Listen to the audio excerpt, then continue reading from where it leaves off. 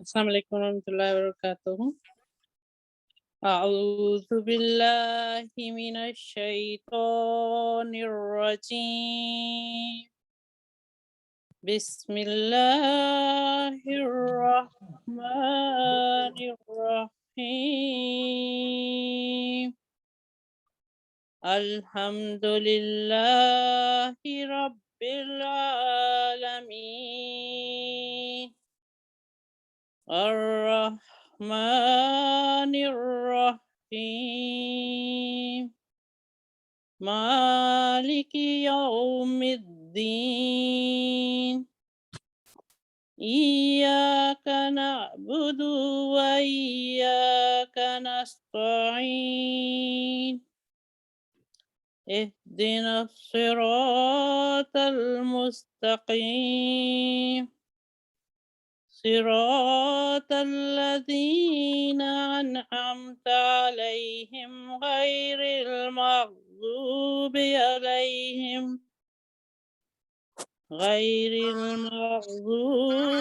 عليهم ولا الضالين، آمین۔ ترجمہ: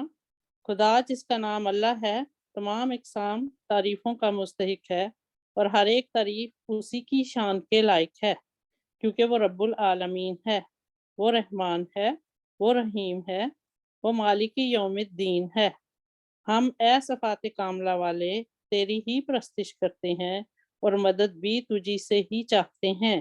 ہمیں وہ سیدھی راہ دکھلا جو ان لوگوں کی راہ ہے جن پر تیرا انعام ہے، ان راہوں سے بچا جو ان لوگوں کی راہیں ہیں جن پر تیرا غضب طاعون وغیرہ عذابوں سے دنیا ہی میں وارد ہوا، اور نیز ان لوگوں کی راہوں سے بچا کہ جن پر اگرچہ دنیا میں کوئی عذاب وارد نہیں ہوا مگر اخروی نجات کی راہ سے وہ دور جا پڑے ہیں اور آخر عذاب میں گرفتار ہوں گے۔ یہ ترجمہ حضرت مسیح موعود علیہ الصلوۃ والسلام کی تفسیر میں سے میں نے پڑھا ہے۔ ہم سورۃ فاتحہ کی تفسیر کر رہے ہیں، اور اس میں ہم نے کافی کر لیا، لیکن ابھی بہت زیادہ موجود ہے۔ ابھی صرف بسم اللہ الرحمن الرحیم کی آیت کی تفسیر شروع کی ہوئی ہے، اور میں حضرت خلیفہ مسیح اول رضی اللہ تعالیٰ عنہ کا پڑھ رہی تھی۔ اس میں حضرت خلیفہ اول رضی اللہ تعالیٰ عنہ نے فرمایا کہ اس سورہ شریف کی بہت ساری تفاسیر لوگوں نے لکھی ہیں۔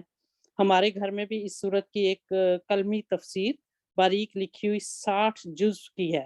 جس کی یعنی 60 جلدیں ہیں، لیکن حضرت مسیح موعود علیہ السلام نے جو اس سورہ شریف کی تفسیر لکھی ہے وہ بڑا ہی خوش قسمت وہ شخص ہوگا جس کو اللہ تعالیٰ توفیق دے کہ وہ کم از کم ان تفاسیر کا مطالعہ کرے جو حضرت مسیح موعود علیہ السلام نے لکھی ہے۔ اس کے بارے میں خلیفہ اول رضی اللہ تعالیٰ نے فرمایا کہ وہ بڑا ہی خوش قسمت ہوگا جس کو اللہ تعالیٰ توفیق دے کہ وہ کم از کم ان تفاسیر کا مطالعہ کرے۔ میں اس امر کی طرف تم کو خاص توجہ دلاتا ہوں، جو عربی نہیں جانتے وہ کم از کم اردو کو پڑھ لیں، کیونکہ تفسیر کا بعض حصہ حضرت مسیح موعود علیہ السلام نے عربی میں بھی کیا ہوا ہے۔ تو یہ، اور پھر آبویسلی خلیفہ اول رضی اللہ تعالیٰ نے یہ بھی اس میں آگے بتایا کہ یہ سورت جو ہے یہ شفا ہے، اس کا یہ ہم نے کافی تفصیل سے پہلے بھی اس کا ذکر کر لیا۔ تو حضور بتاتے ہیں کہ میرا بھی اپنا تجربہ ہے کہ میرے بہت سی بیماریوں پر الحمد کو پڑھا اور انہیں شفا ہوئی۔ میں چاہتا ہوں کہ لوگ سوچ کر الحمد کو نماز میں پڑھا کریں اور اس سے فائدہ اٹھائیں۔ الحمد سے مراد سورۃ فاتحہ ہی ہے۔ الحمد فرماتے ہیں خلیفہ اول رضی اللہ تعالیٰ عنہ کہ الحمد جو ہے یہ متن قرآن ہے، باقی تمام قرآن اس کی شرح ہے، یعنی سورہ فاتحہ جو ہے یہ قرآن مجید کا متن ہے، باقی پورا کا پورا قرآن مجید جو ہے وہ اس کی شرح ہے، یعنی وہ اس کی تفسیر ہے، اس کی تشریح ہے۔ اس لیے اس کا پڑھنا جو ہے یہ ایک مکمل جامع دعا ہے، اس کا مقابلہ کوئی دعا نہیں کر سکتی، نہ کسی مذہب اور نہ کسی احادیث کی دعاؤں میں سے۔ عمدہ دعا جو ہے وہ الحمد ہی ہے۔ اس میں ایاک نعبد و ایاک نستعین یہ دونوں ترقی کے فکرے ہیں، یعنی ان کی کا حضرت مسیح علیہ السلام کا بھی ہم نے پڑھا تھا کہ ہمیں نماز میں ان کی تکرار کرنی چاہیے، دہرانے چاہیے یہ الفاظ۔ تو ہم واپس آتے ہیں اپنی تفسیر جو ہم نے بسم اللہ پہلی آیت سورۃ فاتحہ کی جو ہے وہ بسم اللہ الرحمن الرحیم ہے، اس کی تفسیر ہم نے شروع کی ہوئی ہے، تو ہم نے تھوڑی سی پڑھ لی تھی کل، اور آگے چلتے ہیں کہ دوسری حضرت مسیح علیہ الصلوۃ والسلام آپ فرماتے ہیں کہ دوسری صداقت جو بسم اللہ الرحمن الرحیم میں ہے وہ یہ ہے کہ یہ آیت قرآن شریف کے شروع کرنے کے لیے نازل ہوئی ہے، اور اس کے پڑھنے سے مدعا یہ ہے، یعنی اس کے پڑھنے کا مقصد یہ ہے تا اس ذات مستجمع جمیع صفات کاملہ سے مدد طلب کی جائے، یعنی اللہ تعالیٰ جو ساری صفات کا کامل صفات کا مالک ہے، اس اللہ تعالیٰ سے مدد طلب کی جائے، جس کی صفتوں میں سے ایک یہ ہے کہ وہ رحمان ہے اور طالب حق کے لیے محض تفضل اور احسان سے اسباب خیر اور برکت اور رشد کے پیدا کرتا ہے، اور دوسری صفت یہ ہے کہ وہ رحیم ہے، یعنی سعی اور کوشش کرنے والوں کی کوششوں کو ضائع نہیں کرتا، بلکہ ان کی جد و جہد پر ثمرات حسنہ مترتب کرتا ہے اور ان کی محنت کا پھل ان کو عطا فرماتا ہے، اور یہ دونوں صفتیں یعنی رحمانیت اور رحیمیت ایسی ہیں کہ بغیر ان کے کوئی کام دنیا کا ہو یا دین کا انجام کو پہنچ نہیں سکتا، اور اگر غور کر کے دیکھو تو ظاہر ہوگا کہ دنیا کی تمام مہمات کے انجام دینے کے لیے یہ دونوں صفتیں ہر وقت اور ہر لحظہ کام میں لگی ہوئی ہیں۔ خدا کی رحمانیت اس وقت سے ظاہر ہو رہی ہے کہ جب انسان ابھی پیدا بھی نہیں ہوا تھا، کیونکہ بسم اللہ الرحمن الرحیم میں یہ دو اللہ تعالیٰ کی مین صفات کا ذکر ہے، الرحمن اور الرحیم،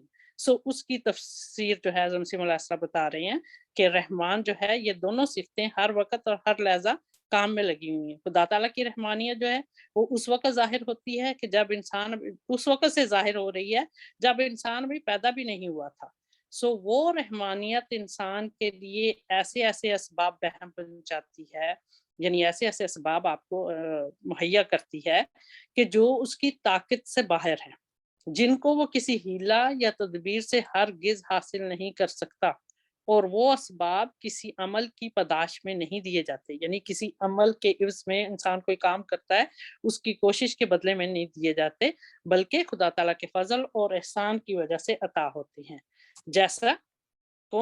جیسے نبیوں کا آنا بھی انسان کی اپنی کوشش اور عمل کا اس میں کوئی عمل دخل نہیں ہے، یہ خدا تعالیٰ کے فضل اور اس کی صفت رحمانیت کے تحت نبی آتے ہیں۔ کتابوں کا نازل ہونا، اللہ تعالیٰ کی جو کتابیں ہیں، قرآن، ساری الہی کتابیں، یہ بھی خدا تعالیٰ کی صفت رحمانیت کے تحت اللہ تعالیٰ جو ہے ان کا نزول کرتا ہے۔ بارشوں کا ہونا، جب قحط پڑ جائے، کچھ ہو جائے، انسان کو بارش کی ضرورت ہو، یہ بھی خدا تعالیٰ کی صفت رحمانیت کے تحت۔ سورج اور چاند اور ہوا اور بادل وغیرہ کا اپنے اپنے کاموں میں لگے رہنا، اور خود انسان کا طرح طرح کی قوتوں اور طاقتوں کے ساتھ مشرف ہو کر اس دنیا میں آنا، اور تندرستی اور امن اور فرصت اور ایک کافی مدت تک عمر پانا، یہ وہ سب امور ہیں کہ جو صفت رحمانیت کے تقاضے سے ظہور میں آتے ہیں، یعنی انسان کا بھی تمام قوتوں اور طاقتوں کے ساتھ مشرف ہو کر اس دنیا میں آنا، پیدا ہونا، اور پھر اللہ تعالیٰ کی تندرستی، امن اور فرصت اور ایک لمبی عمر عطا کرنا کہ فرصت کے ساتھ، کہ تو یہ بھی کس وجہ سے، یہ بھی خدا تعالیٰ کی صفت رحمانیت کے تحت آتی ہیں، اس میں انسان کی محنت، کوشش کا کوئی عمل دخل نہیں ہے۔ اسی طرح خدا کی رحیمیت تب ظہور کرتی ہے، یعنی خدا تعالیٰ کی صفت جو ہے رحیمیت، رحیم ہے اور رحیم ہے، وہ کس وقت ظاہر ہوتی ہے؟ جب انسان سب توفیقوں کو پا کر اور داد قوتوں کو کسی فعل کے انجام کے لیے حرکت دیتا ہے۔ خدا تعالیٰ نے جو انسان کو طاقتیں عطا کی ہوئی ہیں، اور اللہ تعالیٰ سے اپنی ساری توفیقوں اور خدا کی مدد کے ساتھ کوئی کام سر انجام دیتا ہے، تو جہاں تک اپنا زور اور طاقت اور قوت ہے خرچ کرتا ہے، جتنی کوشش ہے اس کے اندر، جتنی طاقت ہے وہ اس پر لگا دیتا ہے، تو اس وقت عادت الہیہ اس طرح پر جاری ہے، یعنی اللہ تعالیٰ کی یہ عادت ہے کہ وہ اس کی کوششوں کو ضائع ہونے نہیں دیتا، بلکہ ان کوششوں پر ثمرات حسنہ مترتب کرتا ہے، ان کو اس کی جو انسان کوشش کرتا ہے اس کے پھل عطا کرتا ہے۔ بس یہ اس کی سراسر رحیمیت ہے، یہ اللہ تعالیٰ کی صفت رحیمیت ہے کہ جو انسان کی مردہ محنتوں میں جان ڈال دیتی ہے۔ اب جاننا چاہیے کہ آیت ممدوحہ کی تعلیم سے مطلب یہ ہے یعنی یہ جو ہم نے آیت پڑھی سورۃ فاتحہ کی پہلی آیت جو ہے بسم اللہ الرحمن الرحیم ہے، اس کا مطلب کیا ہے؟ اللہ صاحب تمہارے ہیں کہ قرآن شریف کے شروع کرنے کے وقت اللہ تعالیٰ کی ذات جامع صفات کاملہ کی رحمانیت اور رحیمیت سے استمداد اور برکت طلب کی جائے۔ استمداد کا مطلب مدد طلب کی جائے، برکت مانگی جائے۔ صفت رحمانیت سے برکت طلب کرنا اس غرض سے ہے کہ تا و ذات کامل یعنی خدا تعالیٰ اپنی رحمانیت کی وجہ سے اس سب اسباب کو محض لطف اور احسان سے میسر کر دے کہ جو کلام الہی کی مطابق میں جد و جہد کرنے سے پہلے درکار ہیں، جیسے عمر کا وفا کرنا، فرصت اور فراغت کا حاصل ہونا، وقت صفا میسر آ جانا، طاقتوں اور قوتوں کا قائم ہونا، کوئی ایسا امر پیش نہ آ جانا کہ جو آسائش اور امن میں خلل ڈالے، کوئی ایسا مانع نہ آ پڑنا، کوئی ایسی رکاوٹ نہ آ جائے۔ یعنی اگر انسان کے پاس، انسان کی زندگی اس کا ساتھ دے گی، اس کے پاس فرصت ہوگی، فراغت ہوگی، تو تبھی انسان نیکی کے کاموں میں بھی، خدا تعالیٰ کی کتاب پڑھنے کے لیے بھی اس کے لیے ٹائم نکال سکے گا۔ اس میں کوئی ایسی رکاوٹ نہ آ جائے کہ جو دل کو متوجہ ہونے سے روک دے اس کو پڑھنے سے۔ غرض ہر طرح سے توفیق عطا کیے جانے یہ سب امور صفت رحمانیت سے حاصل ہوتی ہیں، اور صفت رحیمیت سے برکت طلب کرنا اس غرض سے ہے کہ تا و ذات کامل یعنی خدا تعالیٰ اپنی رحیمیت کی وجہ سے انسان کی کوششوں پر ثمرات حسنہ مرتب کرے، یعنی انسان جو نیکی کے کام کرے یا جو بھی کام کرے اس کی کوششوں میں اس کو پھل عطا کرے، اس کو برکت ڈالے، اور انسان کی محنتوں کو ضائع ہونے سے بچاوے، اور اس کی سعی اور جد و جہد کے بعد اس کے کام میں برکت ڈالے۔ پس اس طور پر خدا تعالیٰ کی دونوں صفتوں رحمانیت اور رحیمیت سے کلام الہی کے شروع کرنے کے وقت بلکہ ہر ایک ذیشان کام کی ابتدا میں تبرک اور استمداد چاہنا یعنی برکت اور مدد مانگنا یہ نہایت اللہ درجے کی صداقت ہے۔ یعنی یہ بسم اللہ الرحمن الرحیم پڑھنے سے یہ ہم خدا تعالیٰ سے برکت مانگتے ہیں، مدد چاہتے ہیں، جس سے انسان کو حقیقت توحید کی حاصل ہوتی ہے، اور اپنے جہل یعنی اپنی جہالت اور بے خبری اور نادانی اور گمراہی اور عاجزی اور خاری پر یقین کامل ہو کر مبدأ فیض کی عظمت اور جلال پر نظر جا ٹھہرتی ہے۔ یعنی انسان کو اپنی کمزوری، عاجزی پر یقین آ جاتا ہے اور خدا تعالیٰ کی عظمت اور جلال اس میں آتی ہے، اس پر جا کر نظر ٹھہرتی ہے، اور اپنے تئیں بکلی مفلس اور مسکین ہیچ اور ناچیز سمجھ کر یعنی اپنے آپ کو بالکل ناچیز سمجھ کر خدائے قادر مطلق سے اس کی رحمانیت اور رحیمیت کی برکتیں طلب کرتا ہے۔ یعنی جب ہم بسم اللہ الرحمن الرحیم پڑھتے ہیں تو ہم اپنے آپ کو بالکل ہیچ اور ناچیز سمجھ کر خدا تعالیٰ سے اس کی رحمانیت اور رحیمیت کی برکتیں طلب کرتے ہیں، اور اگرچہ خدا تعالیٰ کی یہ صفتیں خود بخود اپنے کام میں لگی ہوئی ہیں، مگر اس حکیم مطلق نے قدیم سے انسان کے لیے یہ قانون قدرت مقرر کر دیا ہے کہ اس کی دعا اور استمداد کو کامیابی میں بہت سا دخل ہے۔ جو لوگ اپنی مہمات میں دلی صدق سے دعا مانگتے ہیں، اپنے کاموں میں دلی سچائی کے ساتھ دعا مانگتے ہیں، اور ان کی دعا پورے اخلاص تک پہنچ جاتی ہے، تو ضرور فیضان الہی ان کی مشکل کشائی کی طرف توجہ کرتا ہے۔ یعنی اللہ تعالیٰ کا جو فیض ہے وہ ان کی مشکل حل کر دیتا ہے۔ ہر ایک انسان جو اپنی کمزوریوں پر نگاہ کرتا ہے، اپنے قصوروں کو دیکھتا ہے اور کسی کام پر آزادی اور خودبینی سے ہاتھ نہیں ڈالتا، بلکہ سچی عبودیت اس کو یہ سمجھ آتی ہے کہ اللہ تعالیٰ کے جو متصرف مطلق ہے اس سے مدد طلب کرنی چاہیے۔ یہ سچی عبودیت کا جوش ہر ایک ایسے دل میں پایا جاتا ہے جو اپنی فطرتی سادگی پر قائم ہے اور اپنی کمزوری پر اطلاع رکھتا ہے۔ پس صادق آدمی جس کی روح میں کسی قسم کے غرور اور عجب نے جگہ نہیں پکڑی، سچا انسان جس کی روح میں کوئی غرور نہیں ہے اور جو اپنے کمزور ہیچ اور بے حقیقت وجود پر خوب واقف ہے، اس کو پتہ ہے کہ وہ بڑا کمزور انسان ہے، بے حقیقت ہے، ہیچ ہے، اور اپنے تئیں کسی کام کے انجام دینے کے لائق نہیں پاتا۔ یعنی انسان کو کوئی طاقت نہیں کہ وہ خود سے کوئی کام کر سکے، صرف اللہ کے فضل سے ہی، اللہ کی صفت رحمانیت اور رحیمیت کے تحت ہی وہ طاقت پاتا ہے اور اپنے نفس میں کچھ قوت اور طاقت نہیں دیکھتا۔ جب کسی کام کو شروع کرتا ہے تو بلا تصنع یعنی بغیر کسی بناوٹ کے اس کی کمزور روح آسمانی قوت کی خواستگار ہوتی ہے، یعنی اللہ تعالیٰ سے مدد چاہتی ہے، اور ہر وقت اس کو خدا کی مقتدر ہستی، خدا کی ہستی جو قادر ہے، اپنے اس پر اپنے سارے کمال و جلال کے ساتھ نظر آتی ہے، اور اس کی رحمانیت اور رحیمیت ہر ایک کام کے انجام کے لیے مدار دکھلاتی ہے۔ پس وہ بلا ساختہ اپنا ناقص اور نقارہ زور ظاہر کرنے سے پہلے بسم اللہ الرحمن الرحیم کی دعا سے امداد الہی چاہتا ہے، اللہ کی مدد مانگتا ہے۔ پس اس انکسار اور فروتنی کی وجہ سے اس لائق ہو جاتا ہے کہ خدا کی قوت سے قوت، خدا کی طاقت سے طاقت اور خدا کے علم سے علم پاوے اور اپنی مرادات میں کامیابی حاصل کرے۔ اس بات کے ثبوت کے واسطے کسی منطق یا فلسفے کے دلائل پرز تکلف درکار نہیں ہے، یعنی کسی فلسفی کے ہمیں دلائل نہیں چاہیے، بلکہ ہر ایک انسان کی روح میں اس کے سمجھنے کی استعداد موجود ہے، اور عارف صادق کے اپنی ذاتی تجارب، ان کے ذاتی تجربات جو ہیں اس کی صحت پر بتواتر شہادت دیتے ہیں، گواہی دیتے ہیں، یعنی جو نیک لوگ ہیں، جو عارف باللہ ہیں، ان کے ایسے بے شمار تجربے ہیں جو اس بات کی گواہی دیتے ہیں۔ بندہ کا خدا سے امداد چاہنا، انسان کا خدا سے مدد مانگنا کوئی ایسا امر نہیں ہے، کوئی ایسا کام نہیں ہے جو صرف بےہودہ اور بناوٹ ہو، یا جو صرف بے اصل خیالات پر مبنی ہو اور کوئی معقول نتیجہ اس پر مترتب نہ ہو، بلکہ خدا تعالیٰ کہ جو فی الحقیقت قیوم عالم ہے اور جس کے سہارے پر سچ مچ اس عالم کی کشتی چل رہی ہے،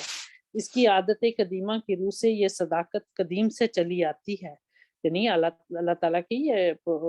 شروع سے پرانی یہ چلی آ رہی ہے عادت کہ جو لوگ اپنے تئیں حقیر اور ذلیل سمجھ کر اپنے کاموں میں اس کا سہارا طلب کرتے ہیں اور اس کے نام سے اپنے کاموں کو شروع کرتے ہیں، تو وہ ان کو اپنا سہارا دیتا ہے جب وہ ٹھیک ٹھیک اپنی عاجزی اور عبودیت سے روح بے خدا ہو جاتے ہیں، تو اس کی تائیدیں ان کے شامل حال ہو جاتی ہیں۔ غرض ہر ایک شاندار کام کے شروع میں اس مبدأ فیوز کے نام سے مدد چاہنا کہ جو رحمان اور رحیم ہے، ایک نہایت ادب اور عبودیت اور نیستی اور فقر کا طریقہ ہے، اور ایسا ضروری طریقہ ہے کہ جس سے توحید فی الاعمال کا پہلا زینہ شروع ہوتا ہے، یعنی بسم اللہ الرحمن الرحیم پڑھنے سے یہ توحید فی الاعمال یعنی یہ پہلی آپ کی سیڑھی ہے نیکی کی طرف جانے کے لیے، جس کے التزام سے انسان بچوں کی سی عاجزی اختیار کر کے ان نخوتوں سے یعنی ان پاک ہو جاتا ہے کہ جو دنیا کے مغرور دانش مندوں کے دلوں میں بھری ہوئی ہوتی ہیں، اور اپنی کمزوری اور امداد الہی پر کامل یقین کر کے اس معرفت سے حصہ پا لیتا ہے کہ جو خاص اہل اللہ کو دی جاتی ہے، اور بلا شبہ جس قدر انسان اس طریقے کو لازم پکڑتا ہے، جتنی اس کو یہ عادت بڑھتی جاتی ہے، جس قدر اس پر عمل کرنا اپنا فرض ٹھہرا لیتا ہے، جس قدر اس کے چھوڑنے میں اپنی ہلاکت دیکھتا ہے، اس قدر اس کی توحید صاف ہوتی ہے، اور اسی قدر عجب اور خود بینی کی علائشوں سے پاک ہوتا جاتا ہے، اور اسی قدر تکلف اور بناوٹ کی سیاہی اس کے چہرے پر سے اٹھ جاتی ہے، اور سادگی اور بھولا پن کا نور اس کے منہ پر چمکنے لگتا ہے۔ بس یہ وہ صداقت ہے کہ جو رفتہ رفتہ انسان کو فنا فی اللہ کے مرتبے تک پہنچاتی ہے، یہاں تک کہ وہ دیکھتا ہے کہ میرا کچھ بھی اپنا نہیں، بلکہ سب کچھ میں خدا سے پاتا ہوں۔ جہاں کہیں یہ طریق کسی نے اختیار کیا، وہیں توحید کی خوشبو پہلی دفعہ میں ہی اس کو پہنچنے لگتی ہے اور دل اور دماغ کا معطر ہونا شروع ہوتا جاتا ہے، بشرط یہ کہ قوت شامہ میں کچھ فساد نہ ہو۔ غرض اس صداقت کے التزام میں طالب صدق کو اپنے ہیج اور بے حقیقت ہونے کا اقرار کرنا پڑتا ہے، اور اللہ تعالیٰ کے فیوز ہونے اللہ تعالیٰ کے متصرف المطلق اور مبدع فیوز ہونے پر شہادت دینی پڑتی ہے۔ یہ دونوں ایسے امر ہیں کہ جو حق کے طالبوں کا مقصود ہیں اور مرتبہ فنا کے حاصل کرنے کے لیے ایک ضروری شرط ہے۔ اس ضروری شرط کے سمجھنے کے لیے یہی مثال کافی ہے کہ بارش اگرچہ عالمگیر ہو مگر تاہم اس پر پڑتی ہے کہ جو بارش کے موقع پر آ کھڑا ہوتا ہے۔ اسی طرح جو لوگ طلب کرتے ہیں وہی پاتے ہیں، جو ڈھونڈتے ہیں انہی کو ملتا ہے۔ جو لوگ کسی کام کے شروع کرنے کے وقت اپنے ہنر یا عقل یا طاقت پر بھروسہ رکھتے ہیں اور خدا تعالیٰ پر بھروسہ نہیں رکھتے، وہ اس ذات قادر مطلق کا جو اپنی قیومی کے ساتھ تمام عالم پر محیط ہے کچھ قدر شناخت نہیں کرتے، اور ان کا ایمان اس خشک ٹہنی کی طرح ہوتا ہے کہ جس کو اپنے شاداب اور سرسبز درخت سے کچھ علاقہ نہیں رہا، اور جو ایسی خشک ہو گئی ہے کہ اپنے درخت کی تازگی اور پھول اور پھل سے کچھ بھی حصہ حاصل نہیں کر سکتی،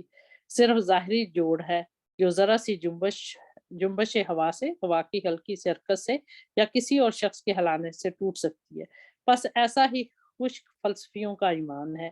کہ جو قیوم عالم کے سہارے پر نظر نہیں رکھتے، یعنی خدا تعالیٰ پر، اور اس مبدع فیوز کو جس کا نام اللہ ہے،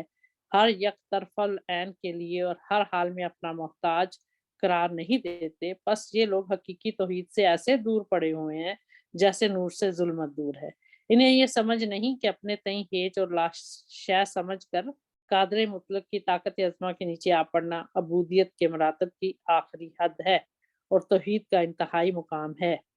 جس سے فنا عتم کا چشمہ جوش مارتا ہے اور انسان اپنے نفس اور اس کے ارادوں سے بالکل کھویا جاتا ہے اور سچے دل سے خدا کے تصرف پر ایمان لاتا ہے۔ اس جگہ ان خشک فلسفیوں کے اس مقولے کو بھی کچھ چیز نہیں سمجھنا چاہیے کہ جو کہتے ہیں کہ کسی کام کے شروع کرنے میں اللہ تعالیٰ کی مدد کی کیا حاجت ہے، کیا ضرورت ہے۔ خدا تعالیٰ نے ہماری فطرت میں پہلے سے طاقتیں ڈال رکھی ہیں، بس ان طاقتوں کے ہوتے ہوئے پھر دوبارہ خدا سے طاقت مانگنا تحصیل حاصل ہے، کیونکہ ہم کہتے ہیں کہ بے شک یہ بات سچ ہے کہ خدا تعالیٰ نے بعض افعال کے بجا لانے کے لیے کچھ ہم کو طاقتیں بھی دی ہیں، مگر پھر بھی اس قیوم عالم کی حکومت ہمارے سر پر سے دور نہیں ہوئی، وہ ہم سے الگ نہیں ہوا اور اپنے سہارے سے ہم کو جدا کرنا نہیں چاہا اور اپنے فیوز غیر متناہی سے ہم کو محروم کرنا روا نہیں رکھا۔ جو کچھ ہم کو اس نے دیا ہے وہ ایک امر محدود ہے، وہ ایک محدود حد تک ہے، اور جو کچھ اس سے مانگا جاتا ہے اس کی نہایت نہیں، اس کی کوئی انتہا نہیں۔ علاوہ اس کے جو کام ہماری طاقت سے باہر ہے ان کے حاصل کرنے کے لیے کچھ بھی ہم کو طاقت نہیں دی گئی۔ اب اگر غور کر کے دیکھو اور ذرا پوری فلسفیت کو کام میں لاؤ تو ظاہر ہوگا کہ کامل طور پر یعنی مکمل طور پر کوئی بھی طاقت ہم کو حاصل نہیں۔ مثلاً ہماری بدنی طاقتیں، ہماری جو جسمانی طاقتیں ہیں، ہماری تندرستی پر موقوف ہے، اور ہماری تندرستی بہت سے ایسے اسباب پر موقوف ہے کہ کچھ ان میں سے سماوی ہیں اور کچھ عرضی ہیں، یعنی کچھ آسمانی ہیں اور کچھ زمینی ہیں، اور وہ سب کی سب ہماری طاقت سے بالکل باہر ہے۔ یہ تو ہم نے ایک موٹی سی بات عام لوگوں کی سمجھ کے موافق کہی ہے، ان کی سمجھ کے مطابق کہی ہے، لیکن جس قدر در حقیقت وہ قیوم عالم یعنی اللہ تعالیٰ اپنی علت العلل ہونے کی وجہ سے ہمارے ظاہر اور ہمارے باطن اور ہمارے اول اور ہمارے آخر اور ہمارے فوق اور ہمارے تحت، ہمارے فوق اور ہمارے تحت، ہمارے اوپر اور ہمارے نیچے، اور ہمارے یمین اور ہمارے یسار، ہمارے یمین کا مطلب دائیں اور یسار کا مطلب بائیں، ہمارے دائیں اور ہمارے بائیں، اور ہمارے دل اور ہماری جان اور ہماری روح کی تمام طاقتوں پر احاطہ کر رہا ہے، یعنی خدا تعالیٰ کی ذات جو ہے وہ ہر چیز پر احاطہ، ہماری ہر چیز پر احاطہ کیے ہوئے، وہ ایک ایسا مسئلہ دقیق ہے جس کے کنہ تک عقول بشریہ پہنچ نہیں سکتی، یعنی ایسا ایک دقیق مسئلہ ہے، پیچیدہ مسئلہ ہے جس تک انسانی عقل جو ہے پہنچ نہیں سکتی، اور اس کے سمجھانے کی اس جگہ ضرورت بھی نہیں ہے، کیونکہ جس قدر ہم نے اوپر لکھا ہے وہی مخالف کے الزام اور فہم کے لیے کافی ہے۔ غرض قیوم عالم کے فیوز حاصل کرنے کا یہی طریقہ ہے کہ اپنی ساری طاقت اور زور اور سے اپنا بچاؤ طلب کیا جائے، اور یہ طریق کچھ نیا طریق نہیں ہے بلکہ یہ وہی طریق ہے جو قدیم سے بنی آدم کی فطرت کے ساتھ لگا چلا آتا ہے۔ جو شخص عبودیت کے طریقے پر چلنا چاہتا ہے، عبودیت جو بندے کی بندگی جو خدا تعالیٰ کی عبادت کرنے والا، اس کے طریقے پر چلنا چاہتا ہے وہ اسی طریق کو اختیار کرتا ہے، اور جو شخص خدا کے فیوز کا طالب ہے، اللہ تعالیٰ کے فیض حاصل کرنا چاہتا ہے، وہ اسی راستے پر قدم مارتا ہے، اور جو شخص مورد رحمت ہونا چاہتا ہے یعنی رحمت مانگتا ہے خدا تعالیٰ سے، وہ انہی قوانین قدیمہ کی تعمیل کرتا ہے۔ یہ قوانین کچھ نئے نہیں، یہ عیسائیوں کے خدا کی طرح کچھ مستحدث بات نہیں ہے، بلکہ خدا کا یہ ایک قانون محکم ہے، ایک مضبوط قانون ہے خدا تعالیٰ کا کہ جو قدیم سے بندہ ہوا چلا آتا ہے، اور سنت اللہ ہے کہ جو ہمیشہ سے جاری ہے، جس کی سچائی کثرت تجارب سے ہر ایک طالب صادق پر روشن ہے، اور کیوں کر روشن نہ ہو۔ ہر عاقل سمجھ سکتا ہے کہ ہم لوگ کس حالت ضعف اور ناتوانی میں پڑے ہوئے ہیں، ہمارے میں کتنی کمزوری ہے، بغیر خدا کی مددوں کے کیسے نکمے اور نکارہ ہیں۔ اگر ایک ذات متصرف مطلق ہر لحظہ اور ہر دم ہماری خبر گیر نہ ہو، اور پھر اس کی رحمانیت اور رحیمیت ہماری کارسازی نہ کرے، تو ہمارے سارے کام تباہ ہو جائیں، بلکہ ہم آپ ہی فنا کا راستہ لیں۔ بس اپنے کاموں کو، خصوصاً آسمانی کتاب کو، کہ جو سب امور عظیمہ سے ادق اور الطف ہے، خدائے قادر مطلق کے نام سے، جو رحمان اور رحیم ہے، بنیت تبرک و استمداد شروع کرنا ایک ایسی بدیہی صداقت ہے۔ یعنی اپنے سارے کاموں کو، خاص طور پر آسمانی کتاب یعنی قرآن کو پڑھنے سے پہلے خدا تعالیٰ سے بے نیت تبرک و استمداد، اس سے برکت حاصل کرنے کی نیت سے اور مدد مانگنے کی نیت سے شروع کرنا ایک ایسی بدیہی صداقت ہے، ایک ایسی واضح سچائی ہے کہ بلا اختیار ہم اس کی طرف کھینچے جاتے ہیں، کیونکہ فی الحقیقت ہر ایک برکت اسی راہ سے آتی ہے کہ وہ ذات جو متصرف مطلق اور علت العلل اور تمام فیوز کا مبدا ہے، یعنی خدا تعالیٰ کی ذات، جس کا نام قرآن شریف کی اصطلاح میں اللہ ہے، خود متوجہ ہو کر اول اپنی صفت رحمانیت کو ظاہر کرے، اور جو کچھ قبل از صحیح درکار ہے، جو ہماری کوشش سے پہلے جو چیز ضروری ہے، اس کو محض اپنے تفضل، اپنے فضل اور احسان سے بغیر توسط عمل کے ظہور میں لائے، ہماری بغیر کوشش کے عمل میں لائے۔ پھر جب وہ صفت رحمانیت، خدا تعالیٰ کی جو رحمانیت کی صفت ہے، اپنے کام کو بے تمام و کمال کر چکے، مکمل کر چکے، اور انسان توفیق پا کر اپنی قوتوں کے ذریعے سے محنت اور کوشش کا حق بجا لاوے، تو پھر دوسرا کام اللہ تعالیٰ کا یہ ہے کہ اپنی صفت رحیمیت کو ظاہر کرے، اور جو کچھ بندے نے محنت اور کوشش کی ہے اس پر نیک ثمرہ مترتب کرے، اسے نیک پھل عطا کرے، اور اس کی محنتوں کو ضائع ہونے سے بچا کر گوہر مراد عطا فرمائے، اسے کامیابی کا گوہر کامیاب کر دے۔ اس صفت ثانی کی روح سے کہا گیا ہے، صفت ثانی یعنی یہ جو پہلی صفت اللہ تعالیٰ کی ہے رحمانیت، دوسری صفت رحیمیت، صفت ثانی دوسری صفت رحیمیت کی ہے، کہ جو اسی کی وجہ سے یہ کہا گیا ہے، خدا تعالیٰ کی صفت رحیمیت کی وجہ سے یہ کہا گیا ہے کہ جو ڈھونڈتا ہے وہ پاتا ہے، یعنی انسان اگر کوشش کرتا ہے تو پاتا ہے، جو مانگتا ہے اس کو دیا جاتا ہے، جو کھٹکھٹاتا ہے اس کے واسطے کھولا جاتا ہے۔ یعنی خدا تعالیٰ اپنی صفت رحیمیت سے کسی کی محنت اور کوشش کو ضائع ہونے نہیں دیتا، اور آخر جوئندہ یابندہ ہو جاتا ہے۔ جوئندہ ڈھونڈنے والا، تلاش کرنے والا، یابندہ جو پا لیتا ہے، جو ڈھونڈتا ہے وہ پا لیتا ہے، یعنی کہ تلاش کرنے والا آخر پا ہی لیتا ہے جو اس کو چاہیے ہوتا ہے، اس کی مراد پوری ہو جاتی ہے۔ غرض یہ صداقتیں ایسی بین الظہور ہے، یعنی یہ ایسی واضح طور پر ظاہر ہیں کہ ہر ایک شخص خود تجربہ کر کے ان کی سچائی کو شناخت کر سکتا ہے، اور کوئی انسان ایسا نہیں کہ بشرط کسی قدر عقل مندی کے یہ بدیہی صداقتیں، یہ یعنی یہ جو واضح صداقتیں ہیں، اس پر چھپی رہے۔ ہاں، یہ بات ان عام لوگوں پر نہیں کھلتی کہ جو دلوں کی سختی اور غفلت کی وجہ سے صرف اسباب متعدہ پر ان کی نظر ٹھہری رہتی ہے، اور جو ذات متصرف فی الاسباب ہے، اس کے تصرفات لطیفہ پر ان کو علم حاصل نہیں ہوتا، اور نہ ان کی عقل اس قدر وسیع ہوتی ہے کہ جو اس بات کو سوچ لیں کہ ہزار ہاں بلکہ بے شمار ایسے اسباب سماوی، ایسے آسمانی اسباب اور عرضی اور زمینی اسباب انسان کے ہر ایک جسم کی آرائش کے لیے درکار ہیں، جن کا بہم پہنچنا، یعنی جن کا مہیا کیا جانا، جن کا ملنا ہرگز انسان کے اختیار اور قدرت میں نہیں ہے، بلکہ ایک ہی ذات مستجمع صفات کاملہ ہے، یعنی خدا تعالیٰ کی ذات، کہ جو تمام اسباب کو آسمانوں کے اوپر سے زمینوں کے نیچے تک پیدا کرتا ہے، اور ان پر ہر طور سے، ہر طریقے سے تصرف اور قدرت رکھتا ہے، مگر جو لوگ عقل مند ہے وہ اس بات کو بلا تردد بلکہ بدیہی طور پر سمجھتے ہیں، یعنی واضح طور پر وہ سمجھتے ہیں، اور جو ان سے بھی اعلیٰ اور صاحب تجربہ ہیں وہ اس مسئلے میں حق الیقین کے مرتبے تک پہنچے ہوئے ہیں۔ لیکن یہ شبہ کرنا، یہ شک کرنا کہ یہ استعانت، کہ یہ مدد جو ہے بعض اوقات کیوں بے فائدہ اور غیر مفید ہوتی ہے، اور کیوں خدا کی رحمانیت اور رحیمیت ہر یک وقت استعانت میں نہیں تجلی نہیں فرماتی، لیکن یعنی یہ شک کرنا کہ کیوں ہر وقت خدا تعالیٰ کی ہمیں مدد نہیں ملتی اس کی صفت رحمانیت اور رحیمیت کے تحت، یہ شک کرنا جو ہے، بس یہ شبہ، یہ شک جو ہے صرف ایک صداقت کی غلط فہمی ہے، ایک سچائی کی غلط فہمی ہے، کیونکہ خدا تعالیٰ ان دعاؤں کو جو خلوص کے ساتھ کی جائیں ضرور سنتا ہے، اور جس طرح مناسب ہو مدد چاہنے والوں کے لیے مدد بھی کرتا ہے، مگر کبھی ایسا بھی ہوتا ہے کہ انسان کی استمداد اور دعا میں خلوص نہیں ہوتا، کہ انسان جو مدد مانگ رہا ہے خدا تعالیٰ، جو دعا کر رہا ہے خدا سے، اس میں خلوص نہیں ہوتا، نہ انسان دلی عاجزی کے ساتھ امداد الہی چاہتا ہے، یعنی دلی عاجزی سے خدا کے سے مدد نہیں مانگ رہا ہوتا، نہ اس کی روحانی حالت درست ہوتی ہے،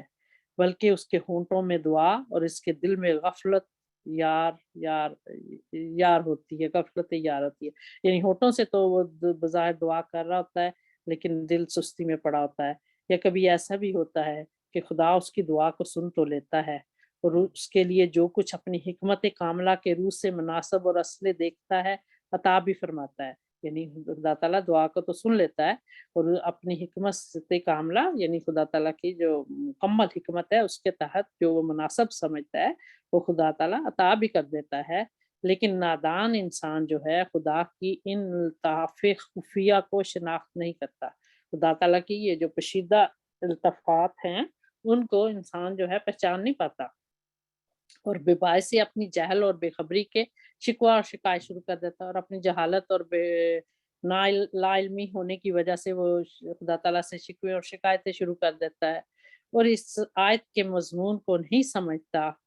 عَسَىٰ أَن تَكْرَهُوا شَيْئًا وَهُوَ خَيْرٌ لَكُمْ وَعَسَىٰ أَن تُحِبُّوا شَيْئًا وَهُوَ شَرٌّ لَكُمْ وَاللَّهُ يَعْلَمُ وَأَنتُمْ لَا تَعْلَمُونَ،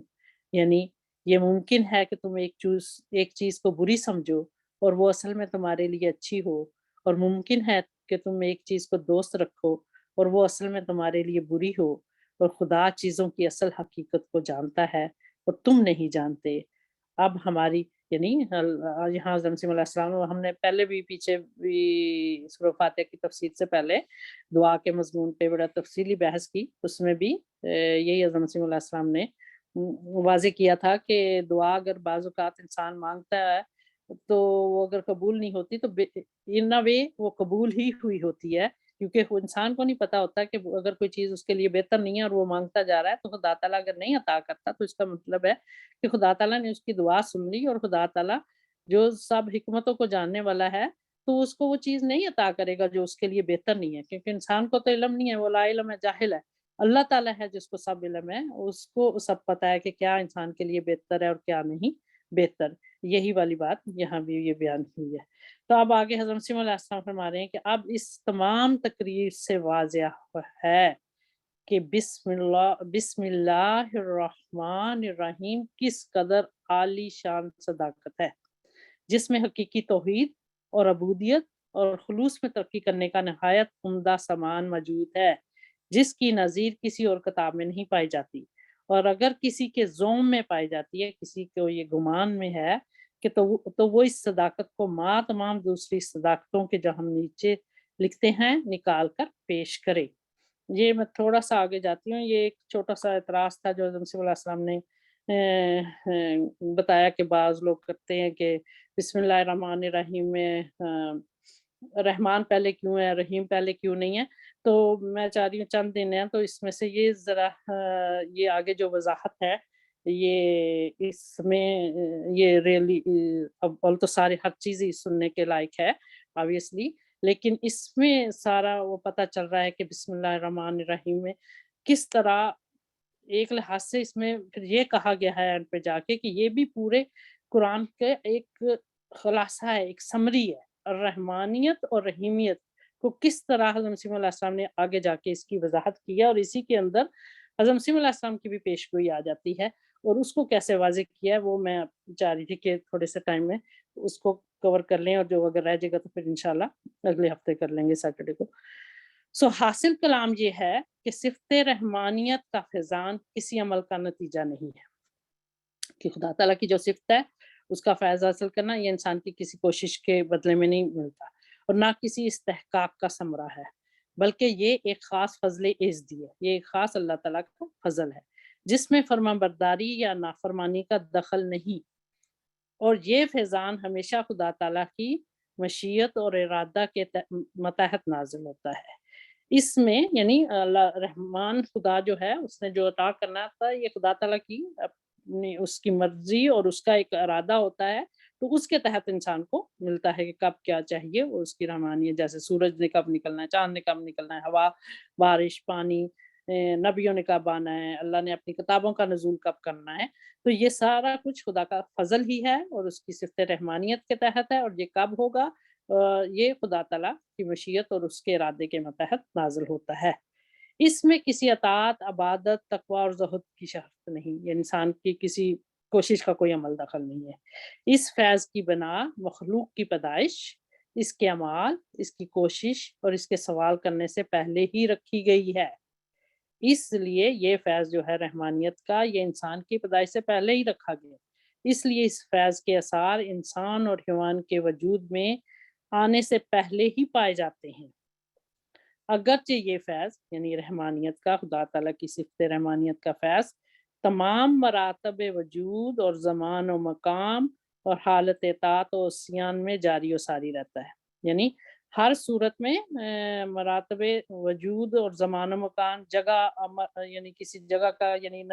نبی نے کہاں آنا ہے، کس جگہ آنا ہے، یا کتابیں کہاں نازل ہونی ہے، کس وقت نازل ہونی ہے، حالات طاعت و عصیان یعنی فرمان برداری کی حالت یا نافرمانی کی حالت، اس کا کوئی عمل دخل نہیں ہے، یعنی انسان کی یہ خدا تعالیٰ کا ہی ایک رحمانیت کی صفت ہے، وہ خدا تعالیٰ اپنے ارادے کے مطابق کرتا ہے۔ کیا آپ نہیں دیکھتے کہ خدا تعالیٰ کی رحمانیت نیکوکاروں اور ظالموں سب پر وسیع ہے، یعنی اگر سورج نکل رہا ہے تو صرف نیکوں کے لیے نہیں نکل رہا، وہ ظالموں کو بھی اس کی روشنی مل رہی ہے، چاند کی روشنی ان کو بھی مل رہی ہے، بارش ہو رہی ہے تو سب لوگ اس سے فائدہ اٹھا رہے ہیں، یہ نہیں ہے کہ وہ صرف نیکوں کے لیے۔ سو خدا تعالیٰ کی رحمانیت کی جو صفت ہے پوری انسانیت کے لیے، پوری دنیا کے لیے، اس میں کسی کی کوئی نیکی کا عمل دخل نہیں ہے۔ اور آپ دیکھ رہے ہیں کہ اس کا چاند، اس کا سورج اطاعت گزاروں اور نافرمانوں سبھی پر چڑھتا ہے، اور خدا تعالیٰ نے ہر چیز کو اس کے مناسب حال قوا کے ساتھ پیدا کیا ہے، ہر چیز کو اس کی مناسب حال طاقتوں کے ساتھ پیدا کیا ہے، اور اس نے ان سب کے معاملات کا ذمہ لیا ہے، اور کوئی بھی جاندار نہیں مگر اس کا رزق اللہ کے ذمہ ہے، خواہ وہ آسمانوں میں ہو یا زمین میں۔ اسی نے ان کے لیے درخت پیدا کیے اور ان درختوں سے پھل پھول اور خوشبوئیں پیدا کی، اور یہ ایسی رحمت ہے جسے اللہ تعالیٰ نے انسانوں کی پیدائش سے پہلے ہی ان کے لیے مہیا فرمایا۔ اس میں متقیوں کے لیے نصیحت اور یاد دہانی ہے۔ یہ نعمتیں بغیر کسی عمل، بغیر کسی حق کے، اس بے حد مہربان اور عظیم خالق عالم کی طرف سے عطا ہوئی ہیں، اور اس عالی بارگاہ سے ایسی ہی اور بھی بہت سی نعمتیں بخشی گئی ہیں جو شمار سے باہر ہیں، مثلا صحت قائم رکھنے کے ذرائع پیدا کرنا، ہر بیماری کے لیے علاج اور دعاؤں کا پیدا کرنا، یہ بھی خدا تعالیٰ کی صفت رحمانیت کے تحت ہی ہے۔ رسولوں کا مبعوث کرنا یعنی رسولوں کا آنا، یعنی رسول جب آتے ہیں، نبی جب آتے ہیں تو ہم لوگ نیکی اور ہدایت ہمیں دیتے ہیں، ہم نیکی میں ترقی کرتے ہیں، تو آبویسلی یہ بھی خدا تعالیٰ کی صفت رحمانیت کے تحت ہی ہو رہا ہے سارا کچھ، خدا تعالیٰ ہماری مدد کر رہا ہے، ہمیں گمراہیوں سے، ہمیں طریقوں سے نکال رہا ہے، اور انبیاء پر کتابوں کا نزول کرنا یعنی ہمیں ایک سیدھا رستہ دکھانے کے لیے خدا تعالیٰ جو کتابیں بھیجتا ہے،